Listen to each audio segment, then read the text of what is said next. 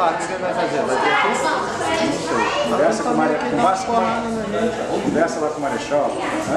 Antecipa antes que dê. Como antecipar o quê? Ninguém vai fazer merda ali fora, não. Mas ele tá falando da bandinha começar a tocar. Não vai tocar ali Não vai tocar ali fora.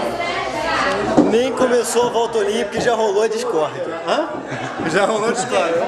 Rafael Brasil, para você, o que é a volta olímpica? É uma volta que nada mais é que olímpica, certo? Com certeza. Uma vaga.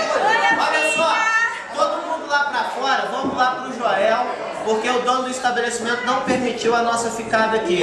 E ele já tá com o advogado aí, chamando polícia, querendo ir na reitoria. Então nós vamos pro Joel, vamos ficar aí. Chegou pra cerveja aqui não? Não, ainda não.